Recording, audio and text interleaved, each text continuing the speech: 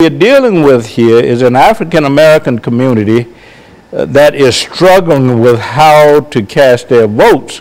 I think most in the African American community will remain loyal to the Democratic Party, but we have to admit that very little has been said about these kinds of issues, about issues of affirmative action, about issues of voter suppression and intimidation.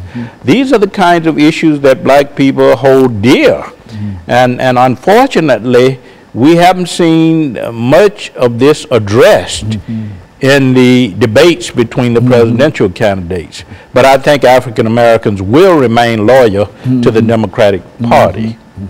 And you know, Dr. Baldwin, sometimes it appears that we've simply forgotten what the suffrage has done for African Americans. Exactly. You know, and I'm just hoping that there will be a renewed attempt on the part of our leaders to further enhance what we're trying to do at the ballot box. Exactly. If you look at the statistics now in the polls, I think we can say that 87% of African Americans will support the Democratic candidate. Of course, studies show since August of this year, 2016, that in some states 0% support the Republican candidate. And I've seen in other polls 1% to 8% for the Republican candidate.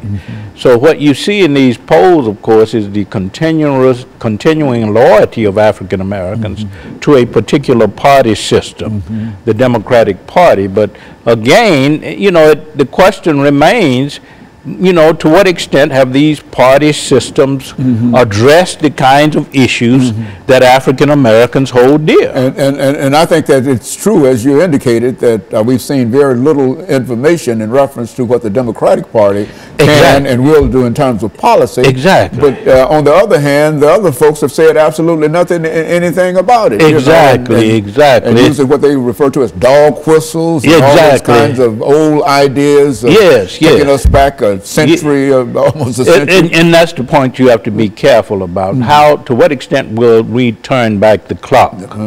And I think you're quite right that the failure to address these issues means, of course, that what black Americans feel and what they cherish have really gotten lost in this election cycle.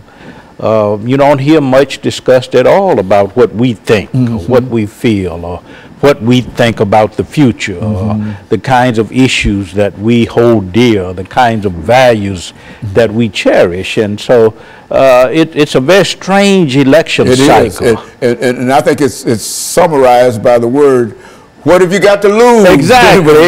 And when you start summarizing everything and looking at a large percentage of the electorate from that perspective, it's really difficult to find out how, and I don't see how a party can survive with the kind of attitudes that many of them are taking toward not only Africans, but all minorities. Latino Americans, Muslim Americans, gay and lesbian Americans. You have to be very careful. I think you have to be able to respond with policy initiatives that speak to the concerns of all of these segments of our society.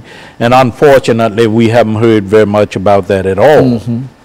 And of course, these debates that they're having really does not, in a real sense, produce any kind of information. It's a lot of showmanship and a lot of whatever, but really very little information in terms of what people will do. And charges back and forth, attacks back and forth, and very little in terms of policy initiatives and policy solutions to the problems that we all face as Americans, and more particularly what African Americans face.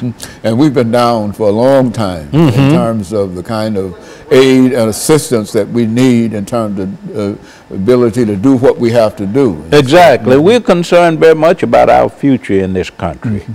What about the future of affirmative action initiatives? What about the future of voting rights? What about the future of pay equity and employment opportunities? What about the imprisonment of African Americans and the astonishing rate of incarcerations in this country? So, you know, that's a curious thing. As many folks that are being killed in the streets by guns. Exactly. Everybody's afraid to say anything about trying to the gun culture and how it is contributing to a culture of violence in our country, and particularly in the black community. We haven't heard much about that not at all. And of course, what we're doing is getting ready for the second commercial break, and we'll be back with our audience following this very, very short commercial break.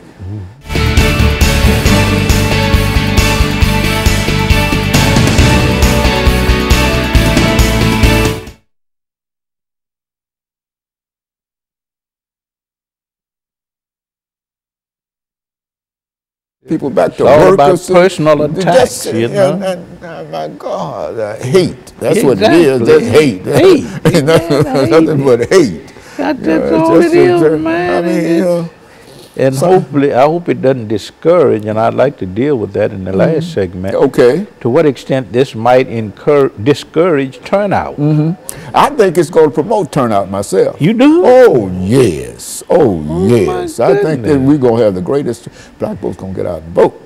I think, and I think all of the people who have felt disenfranchised going to get out and vote. Lord, and that benefits the Democratic Party. Yeah, that will benefit the Democratic Party. I just don't see any place where folks are going to stay at home. I mean, this thing has gotten too hot. Oh, yeah, for folks. You got to say something one way or the other. You know, that's what I told my son. I said, nah, and my grandson, I said, now, y'all, you tell your folks y'all got to get out and vote. I don't care who you vote for. But one other thing we need to deal with, I think, is to the extent to which the third party, the Libertarian Party, with Johnson, the extent to which he's ciphering off some black votes. That's right. That's right. Yeah. But I think Miss Clinton's going to win this thing. I'm sure. That's what all of the folks that I hear on television, MSNBC, CNN, Wall Street Journal, Huffington Post, they all show a victory. And I'm just praying that.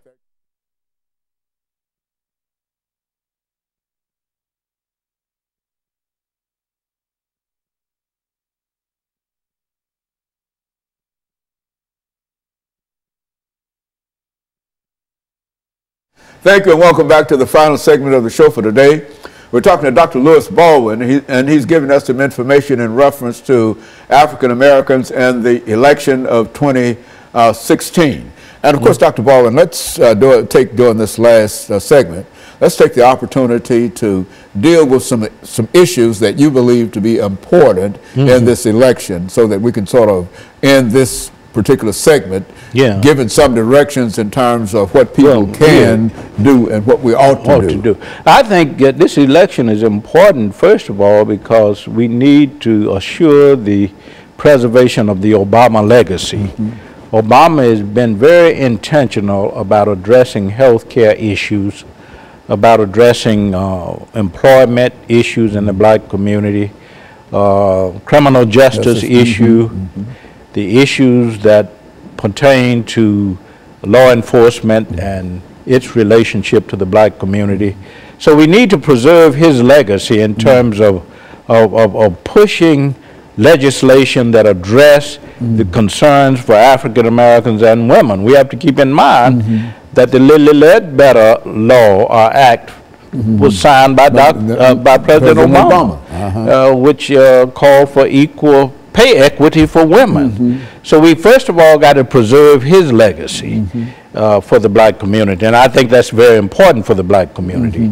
Another concern, of course, is how will this election cycle, and particularly the person who wins the office of president, how will that person address issues such as affirmative action, such as gun control, criminal justice, crime in black communities. I think that is very, very important. We look to the future, black Americans do. We've always looked to the future because we have had problems dealing with the past in many cases, right, and dealing with the present. We look to a future with hope. Things have to get better. Yeah, things have to get better, so we have a more hopeful view when it comes to the future. And I think black Americans today are looking for someone who will build on the Obama legacy. And I think most black American studies show that 87% of blacks at least will vote for the Democratic candidate. And I think that most black Americans feel that the Democratic candidate, who happens to be Hillary Clinton, represents a better prospects, a better choice for the future in terms of how our own platform in the black community will be advanced. Not only in terms of the preservation of the Obama legacy, but building on that legacy in terms of what? Creating more jobs. There's unemployment in certain black communities at 58%. So how will the future president address those kinds of issues? How will the future president address the gun issue? Hillary Clinton has talked about gun control. Donald Trump has talked about the Second Amendment rights and how to extend those rights. So I think, we have to look at that because that's very, very important, because crime, particularly black on black crime, has reached epidemic proportions in places like Chicago and New Orleans and Philadelphia. So we have to be very concerned about the candidate who wins and how that candidate will promote our agenda as it relates not only to education and jobs and the Supreme Court very important. Yes, very important. Pay equity, voting rights, affirmative action. I think these are the concerns that black people bring to the ballot as they vote for our president on November 8th. And I think over the last 5 minutes, Dr. Baldwin, I think that this is an opportunity for black folks and other folks who feel that they've been discriminated against. Disenfranchised. That's right. It's an opportunity for them to move forward. Exactly. And the best way to move forward is to have a good agenda. Exactly. And I think that the Democrats do at least have somewhat of an agenda. I mean, at least it might be on the web page somewhere, but at least it's out there somewhere, and it's not a bunch of well, anyway, I mean, I think it characterizes itself when you talk about the opposite of that. We have to keep in mind now that since the mid-60s, when Martin Luther King Jr. was imprisoned at Reedville, it was actually 1961-62, blacks have shifted more toward the Democratic Party. And they've shifted more toward the Democratic Party because they perceive the Democratic Party as being more in line with the kinds of concerns that they have, particularly as they relate to civil rights, affirmative action, the right to vote, etc. So I think most black Americans will, in this election cycle, support the Democratic ticket to the tune of at least 87%. If you look at President Obama in 2008, he got 93% of the black vote. In 2012, he got 95%. I don't think that the Democratic candidate would reach that. But I think the Democratic candidate will at least receive 85 to 87% of the black vote. Yeah, and I think that that's a very, very important statistic because it indicates that we can be very, very optimistic in terms. And I do believe, I know people have been somewhat pessimistic in reference to the participation of Africans in this particular election, but I feel a shutout coming on. Exactly.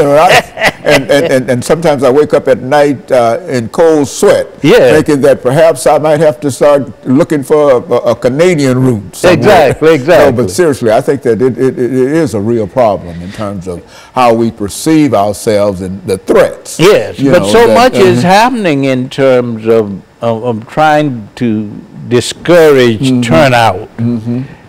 We see that I think on both sides to some extent, and particularly on the Republican side.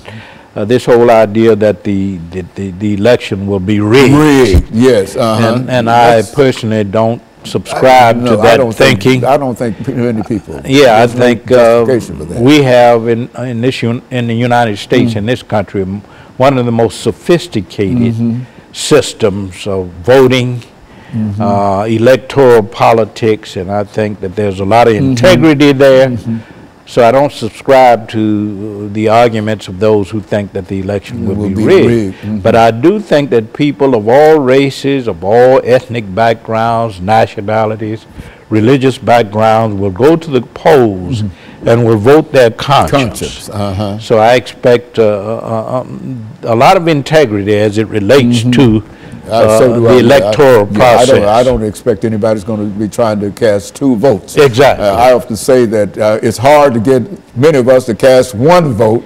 Exactly. I doubt very seriously you're going to get anybody to cast 2 votes. Go down there twice. Yes, I think that's it. So I think it would be an election characterized by integrity, and I think that I think that this process in America, in our country, has more integrity than in other parts of the world. That's it. And if we don't have it, then how could we expect it to be anywhere else? Because exactly. And in spite of what everybody say, this is indeed the greatest country in the world. Absolutely. And I feel it a privilege personally to be an American. I mean, I've never seen anything that we've done or whatever that would put me outside of being a citizen of the United States of America, in spite of all of the trials and tribulations that we've had in this country. I think that this is the best one for us. There's one thing we can claim, of course, is that our struggle has been toward the realization of participatory democracy. That's right. And we've been on that course. Yes, and I think we'll make it. I think we'll be very successful. Exactly. And so, Dr. Baldwin, during the last 45 seconds, let me thank you for bringing by again some excellent information, some encouraging statements in terms of where we are and some of the possibilities. And while we stand on the very, very edge of this third debate, I do believe that this will be decisive in terms of helping us move toward the polls. Yes, and I look forward to that, and I know that I've talked to everybody in reference to it, and so a lot of folks are going to vote. I'm convinced of that. That's the important thing. We have to have the turnout. That's the turnout, regardless of who we have to make sure that the realization of our vision for the future. Okay, and let me thank you, and let me encourage our audience to tune in again next week for another informative edition of Comments. Thank you, and good morning.